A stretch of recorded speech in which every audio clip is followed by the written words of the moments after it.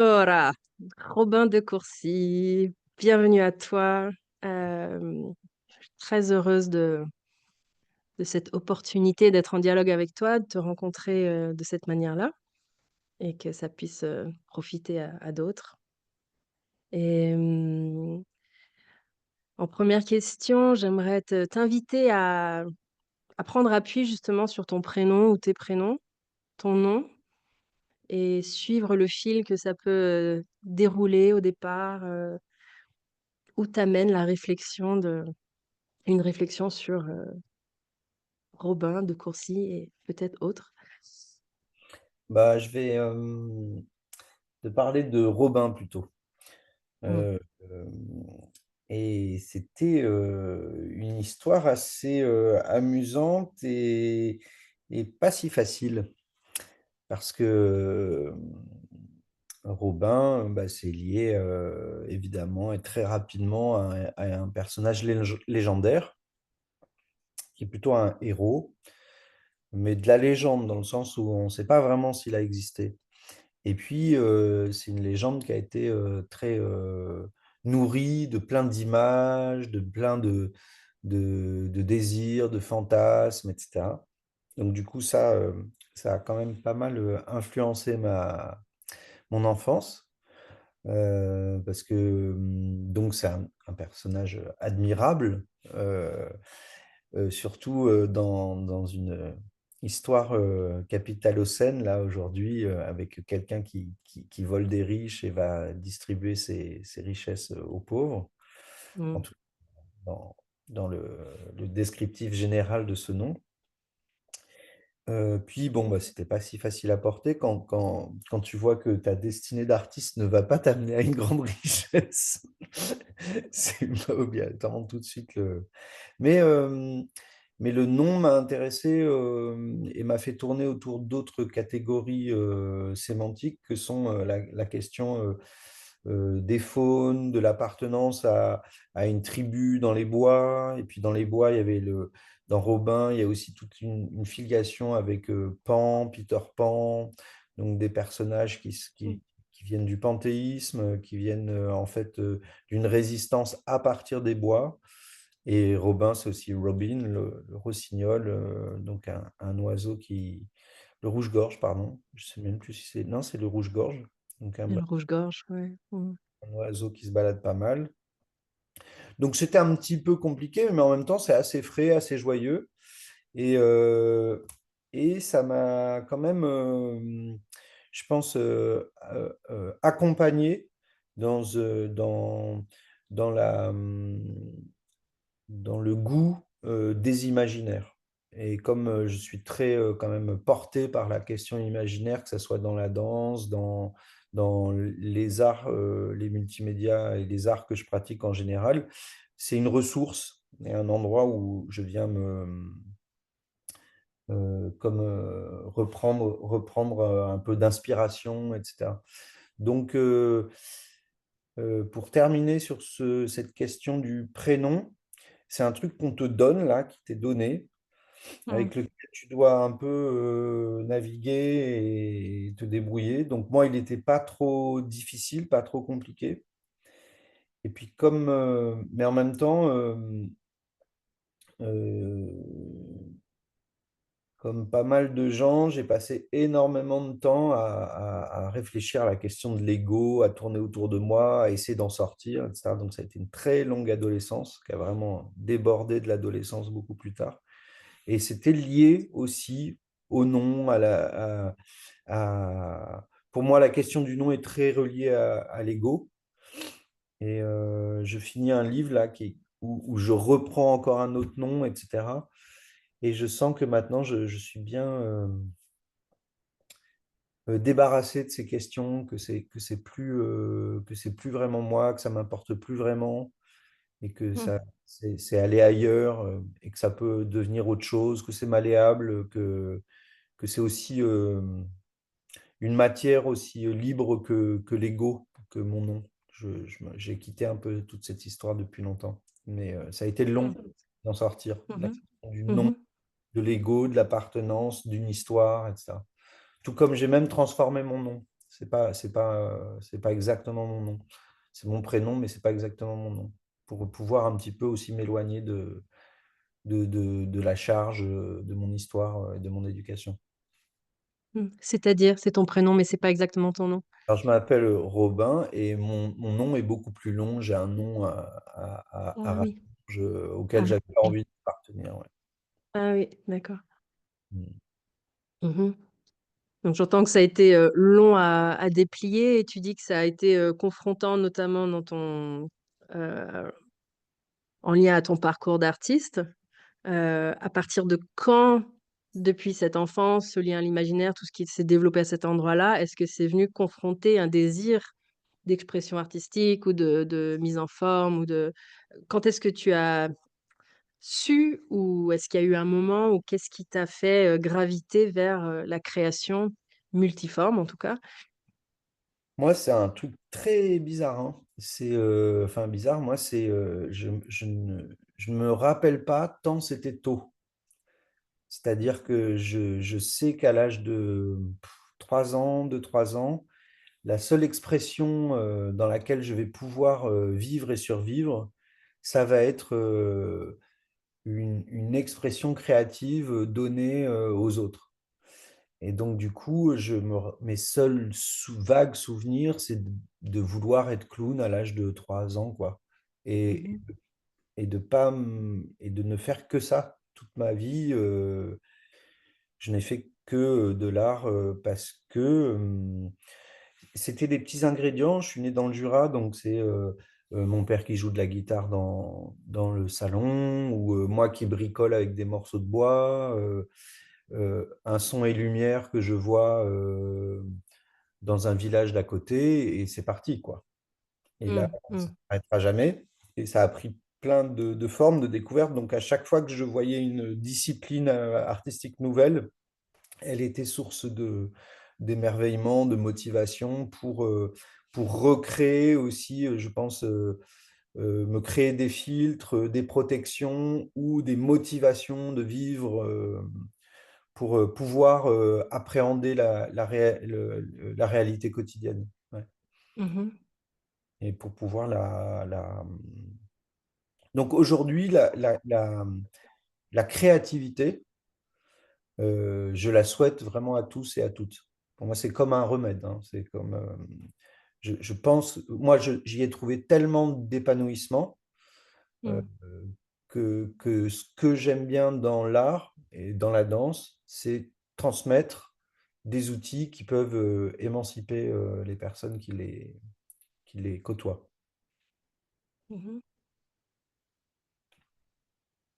Tu nommes la danse, tu nommes l'art en général et les multiples inspirations, le long de ton parcours. Est-ce qu'aujourd'hui, tu situes plus l'endroit de ta créativité, de ta création ou est-ce que tu gardes l'aspect multiforme et peut-être, enfin, comment tu situes ta création aujourd'hui? Est-ce que tu as envie de la situer? Euh, c'était C'était pas très évident, c'était un peu comme le nom, mais ça rejoint un peu ces histoires aussi d'être, d'avoir un nom ou des avatars de noms, c'est-à-dire que j'ai commencé à avoir beaucoup de plaisir à rencontrer différents médiums, donc j'aimais beaucoup dessiner, euh, mais j'aimais aussi jouer la comédie, j'aimais danser, et il m'était très difficile de choisir. Il n'y a pas de souffrance à cela, hein, parce que c'était plutôt euh, exponentielle. Et ça n'arrêtait pas, quoi. À chaque fois que je découvrais un autre médium, j'étais encore excité par le médium, l'écriture, la poésie a été une base très, très centrale et très jeune. Et, mais la société, ou on va dire euh, la, ouais, faire société ou avoir un métier te demande de choisir un moment. Et moi, ça m'était un peu impossible. Donc, j'ai beaucoup hésité.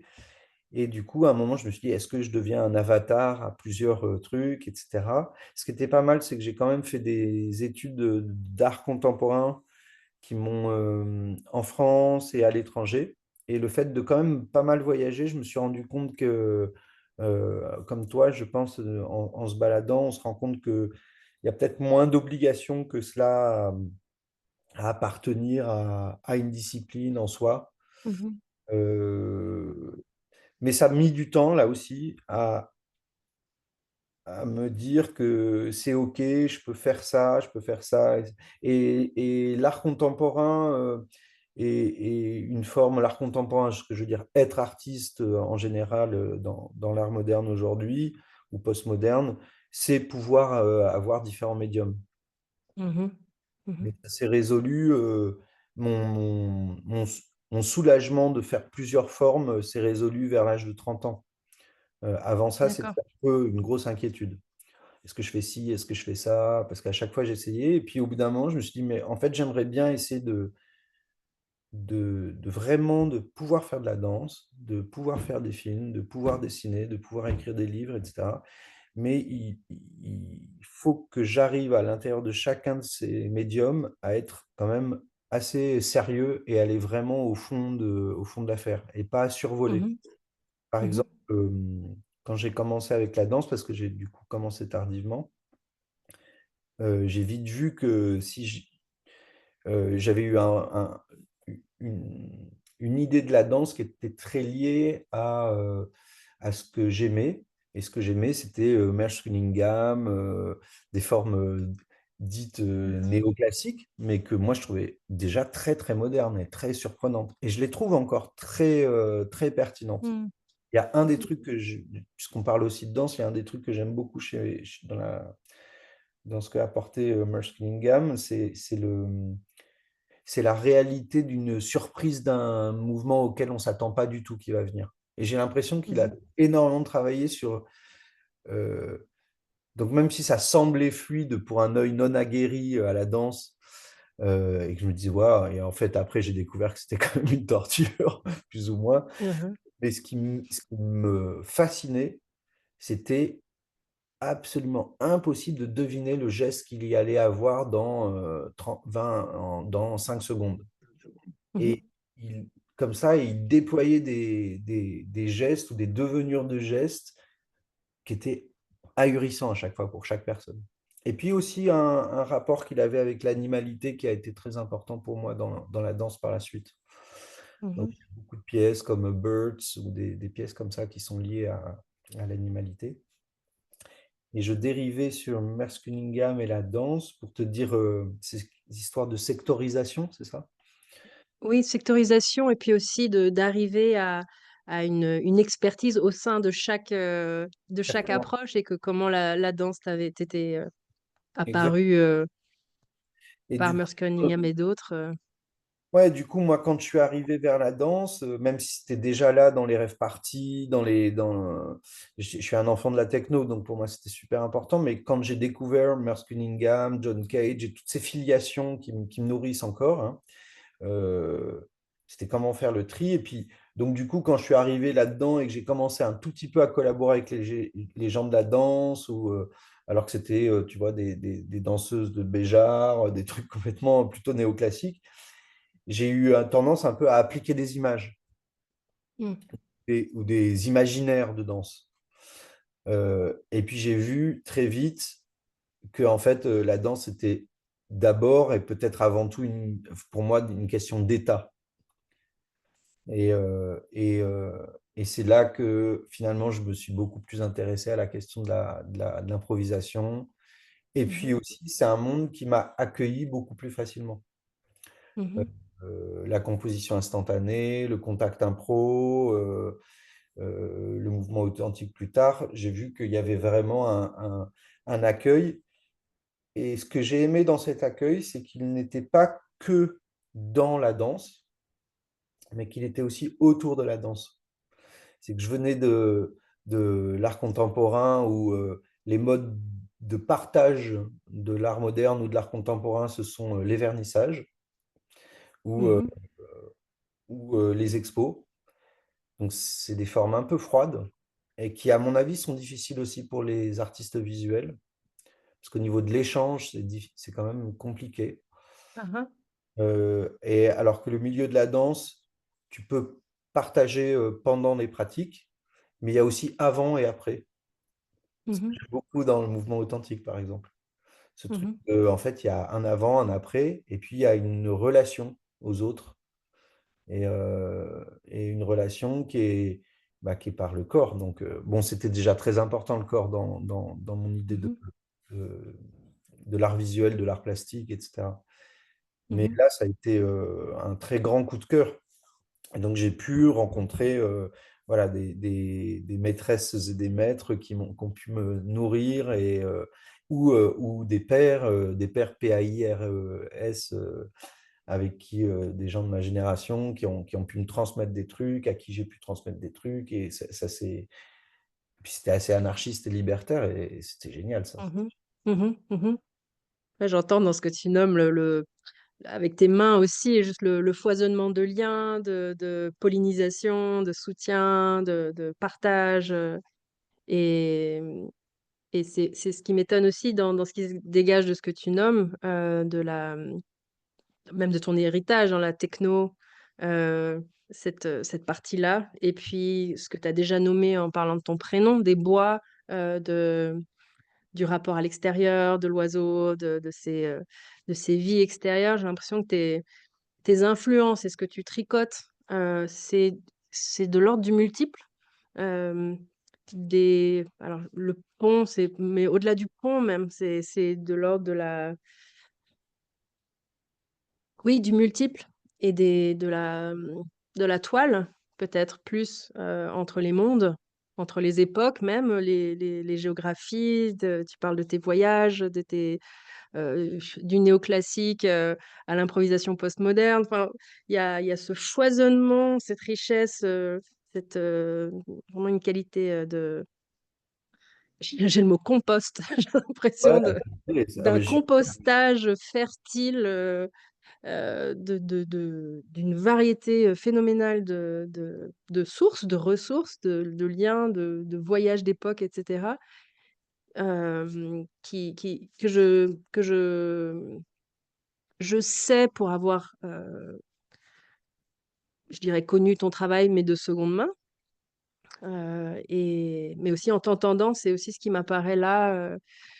Comment est-ce que tu trouves ton intégrité, ton centre, à avec, qu'est-ce qui fait centre pour toi? Ou est-ce que ça même, ou centre, pluriel, est-ce que la question a du sens même? Mais qu'est-ce qui fait intégrité peut-être?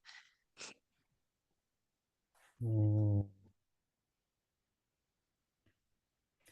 Bah, en tout cas, là, quand je t'entendais resituer un peu ça, je voyais aussi qu'il y avait un truc qui lie tout ça aussi. Je pense que c'est pas l'unique endroit, mais je vois que ces multiples ressources, elles sont conscientes et politiques. Mmh. Euh, Elles forment une résistance. J'aime bien le terme compost parce que, en gros, on a un 20e siècle quand même tragique en termes de guerre, et j'ai l'impression que c'est reparti. Et l'art y est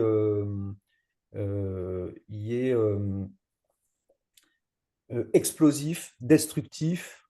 Et moi, il me fascine. C'est le moment où on casse tous les codes, le 20e siècle. Et il est reflet d'un 20e siècle extrêmement violent, où on a deux, trois guerres Mmh. mondiales, etc., plus ce qu'on découvre du post-colonialisme, etc. Donc on est dans des formes très, très destructives, autant au niveau art. Et l'art est pour moi un reflet des époques.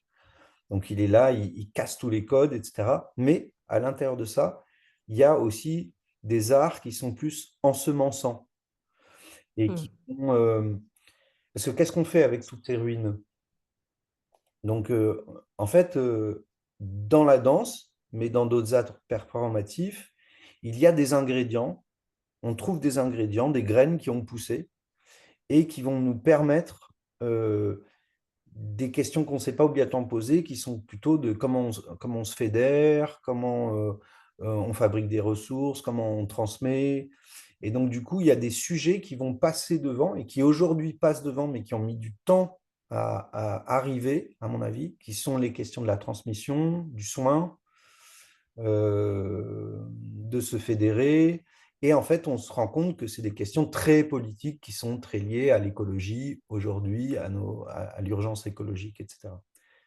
Donc, je ne sais pas si j'arrive à cette colonne dont tu parles, mais j'ai l'impression Mmh. que moi, ce qui a créé du sens dans ces multiples, c'est de me rendre compte que l'endroit de la danse, je l'ai exercé plutôt en extérieur. Euh, Mmh. Ce qui s'est fabriqué, c'est vraiment qui m'a créé une identité en tant qu'artiste auprès des autres.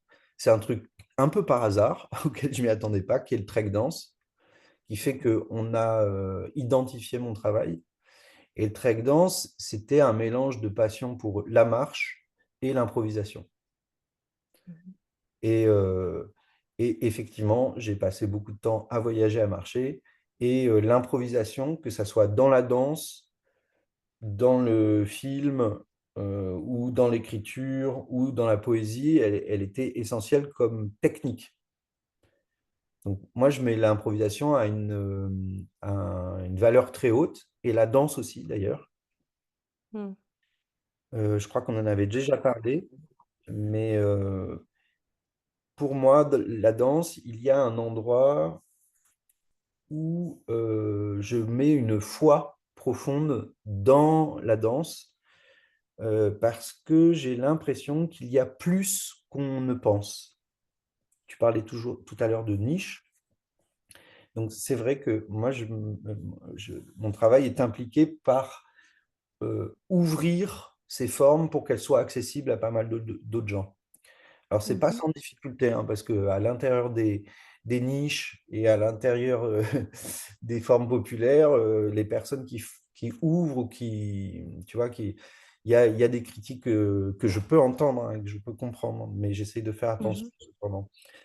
Mais en tout cas, dans ma colonne, je dirais qu'il y a ce truc de conscience d'une urgence écologique ou de soins à prendre entre nous.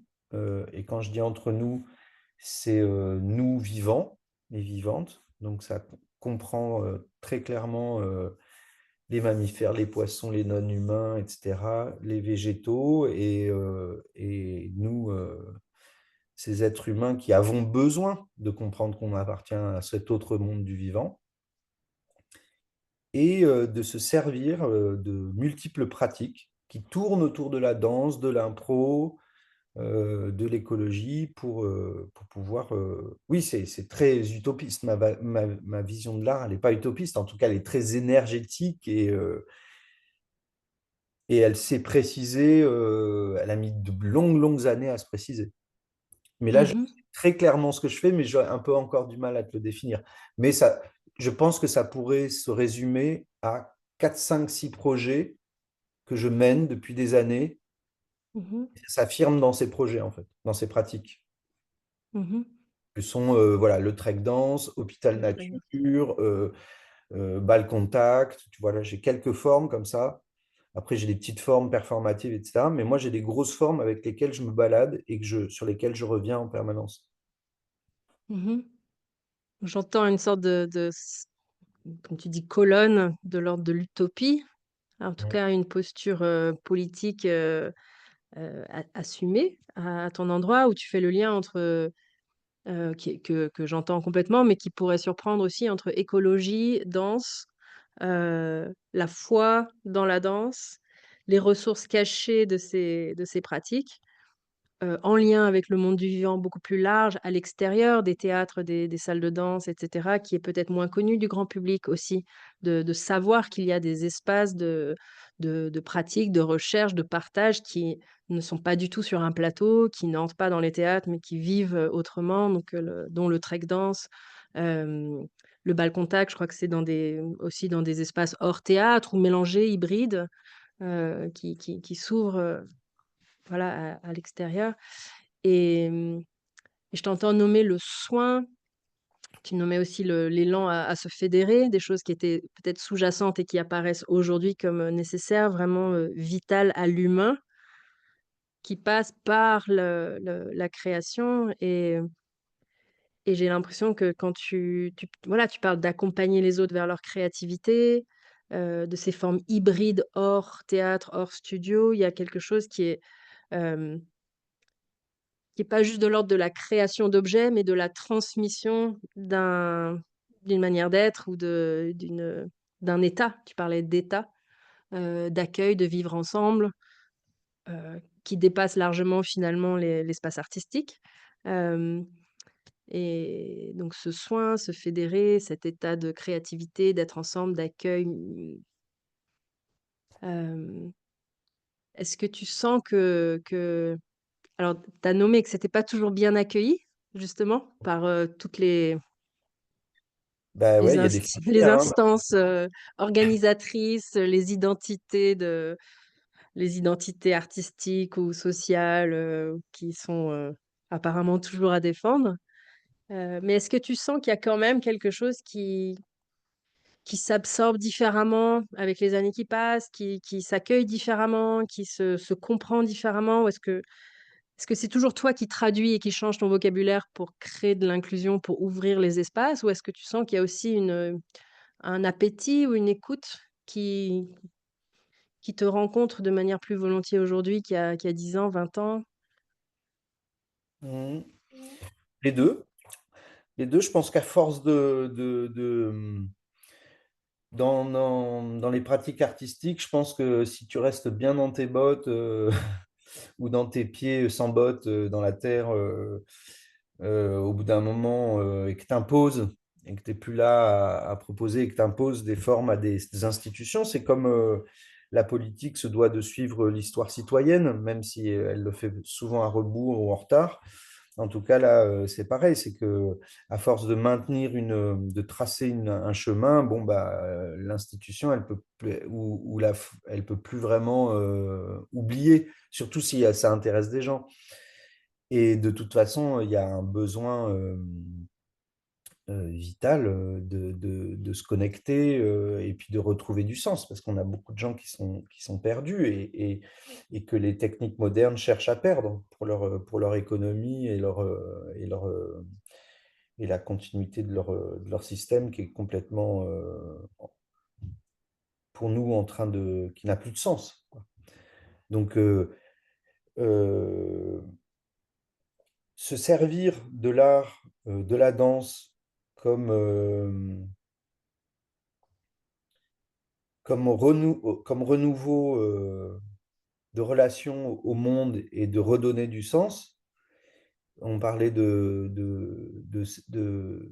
foi et de surprise. Moi, ça m'a fait beaucoup de bien la danse, mais ce que je vois, c'est que même avec je les lis pas tous, hein, mais même en lisant des livres sur la danse, on n'a pas du tout épuisé la complexité de, des langages qu'il existe à l'intérieur du fait de danser.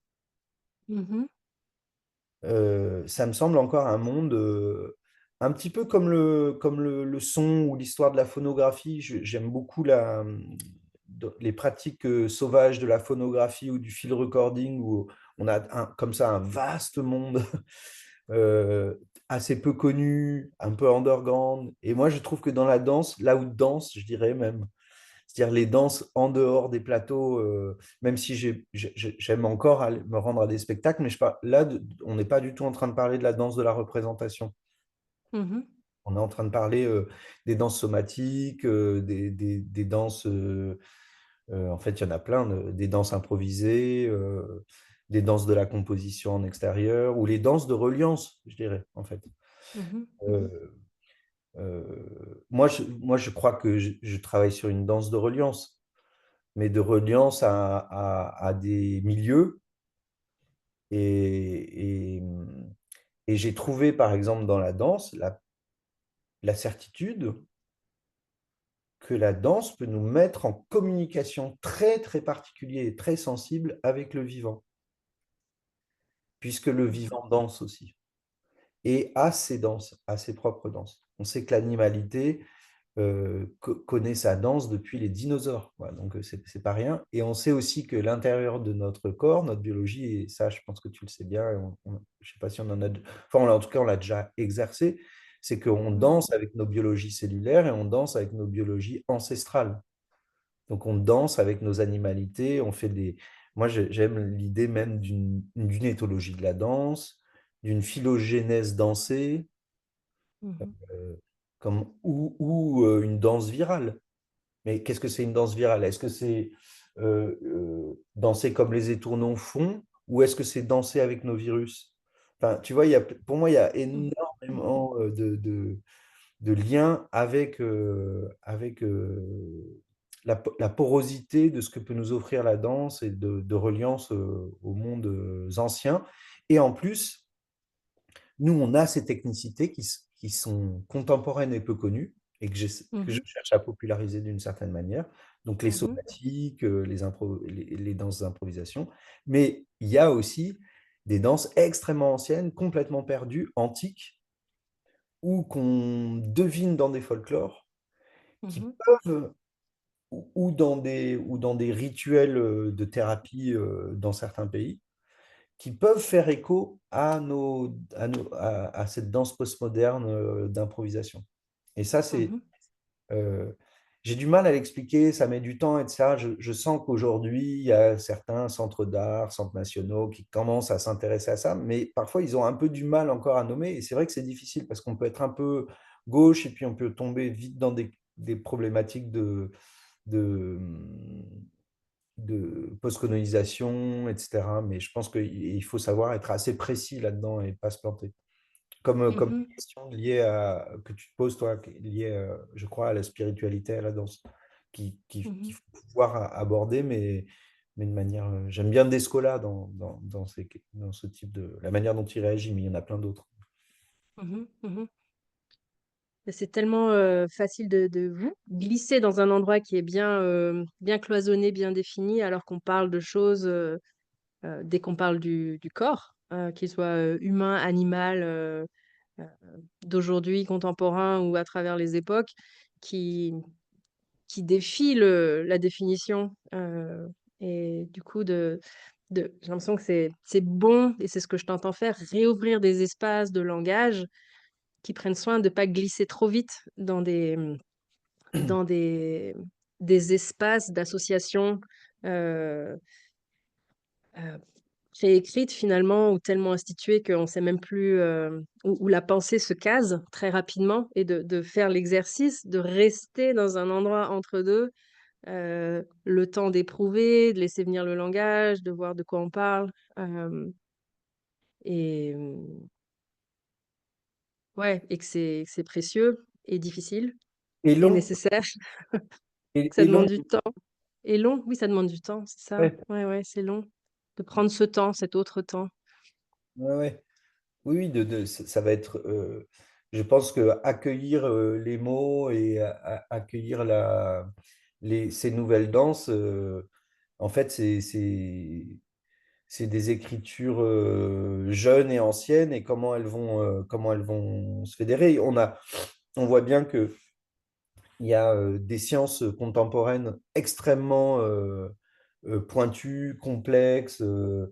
Les connaissances quantiques, etc., qui rejoignent des analyses chamaniques hyper anciennes. Et Mmh. il y a 30 ans, c'était un scandale pour l'université française de faire des rapprochements anthropologiques entre je sais pas quoi et je sais pas quoi. Tu vois, c'était vraiment des guerres de clans universitaires. Aujourd'hui, bon, c'est sorti un petit peu, c'était un peu underground, et puis aujourd'hui, il y a carrément des évidences, quoi. Donc, du coup, Mmh. on chemine lentement à ces convergences et à voir à quoi ça peut nous servir là pour sortir de ce chemin de cette route dans laquelle on est pris, quoi, où le monde politique nous amène. Moi, c'est très lié, oui, oui, très lié. Mon travail est très lié à la politique. Par exemple, la partition. euh, Et même mon attirance vers le monde de la danse et de l'improvisation, il a été aussi politique et poétique. c'est que j'ai trouvé que les ressorts de la partition étaient redoutables en termes de résistance de forme Mmh et, mh. Mmh. et aussi la pauvreté de la danse. Dire, Mmh. ce Comment sont, ça? bah, c'est un des seuls arts avec le chant où il n'y a que le corps. Tu n'as pas d'instrument. Ton instrument, c'est ton corps. Donc, du coup, tu n'as pas de production financière, tu n'as pas de production. Mmh. Euh, donc, c'est très, très fort, quoi, aujourd'hui. Dans un monde qui ne sollicite que la matière et qui ne produit que de la matière, qui invite les gens à utiliser de la technologie et qui, cette technologie nous abîme. Donc là, ton ressort, c'est... Et du coup, nous, on sait que il est encore inexploré, on ne connaît pas tout, on a vachement avancé, mais c'est un véhicule cybernétique ultra puissant, dont Mmh on mh. ne connaît pas encore toutes les connexions et les relations. Donc, on ne cesse de... Et la danse, pour moi, c'est l'endroit de l'expérience de ça. Mmh. Mmh.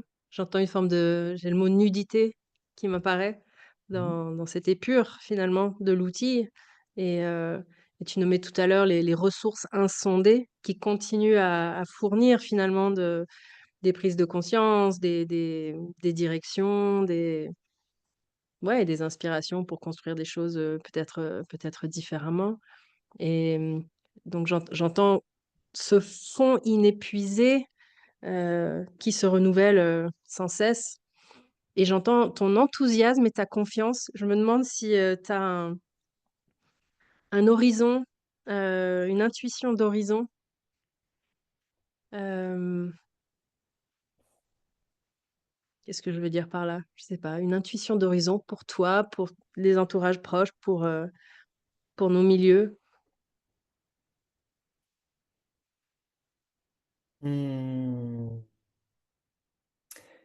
Alors, euh, il y a une des choses, moi, qui change ma vie régulièrement, au-delà de m'exercer, c'est un peu comme ce que tu dis, je le citerai comme, par exemple, quand tu as évoqué la nudité, j'aime bien aussi la nudité comme habit dans la danse, ou comme, ou comme, euh, ou comme tatouage, c'est-à-dire que nos rides, nos formes, la forme de nos corps sont des mises en connexion un petit peu invisibles avec les mondes extérieurs ou les mondes. Euh,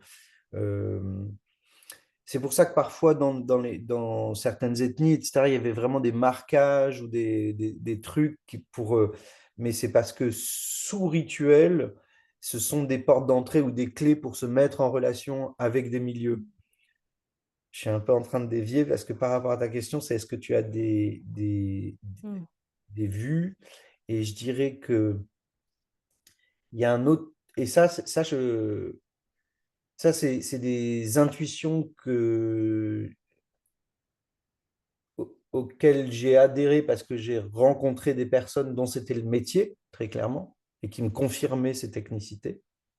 Euh, Puis, il y a une autre chose très simple, c'est la fascination et la sublimation du réel. C'est-à-dire me retrouver quelque part, plutôt dans des milieux naturels, et être, ou des moments, et être tellement subjugué par la complexité Mmh. de ce qui m'entoure et de la pauvreté ou de ma nudité simpliste d'animal face à ce que je n'expliquerai jamais, puisque c'est bien trop pour moi.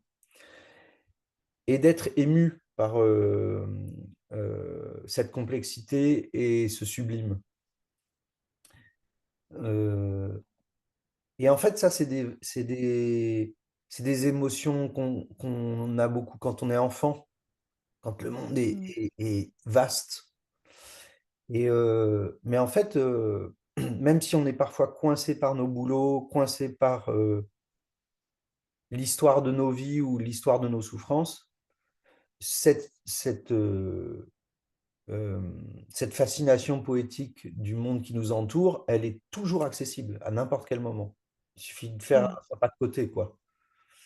Et à l'intérieur de ce monde-là, et ben, c'est encore une autre dimension dite spirituelle dans laquelle on peut faire son cheminement, son voyage, etc.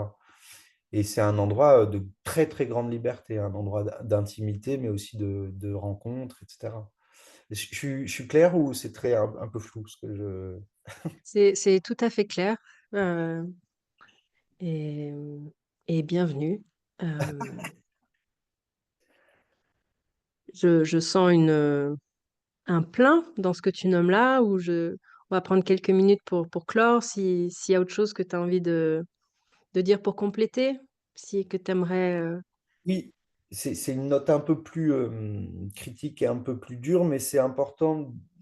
Si moi j'évoque la spiritualité ou la liberté dans ces mystères, euh, je suis obligé de convoquer les religions et les mythologies comme lieu de danger extrême.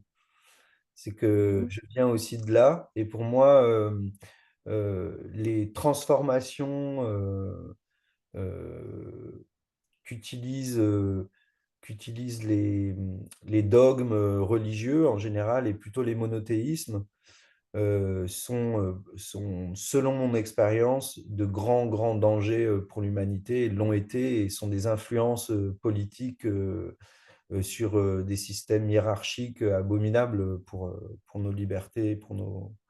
Donc c'est mh. vraiment ma grosse note dièse Mmh mh. Mmh. et quand j'évoque la spiritualité dans les créativités, quoi.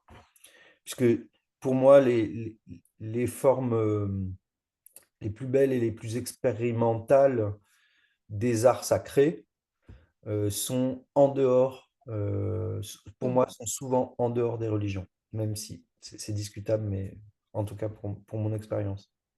Mmh mh. Mmh. Donc j'entends un écueil, quelque Ouais, chose à ouais, ouais, en tout cas un soin et une vigilance à ouais. apporter aux endroits qui deviendraient de l'ordre du dogme, de l'écriture, figée et de la tu parles d'influence politique, de hiérarchie et de là où c'est plus un outil de liberté, d'émancipation, mais de domination et de violence. Mm. Exactement. Et j'entends que tu parles d'expérience. Mmh, ouais. Oui, d'expérience. Ouais. Mmh.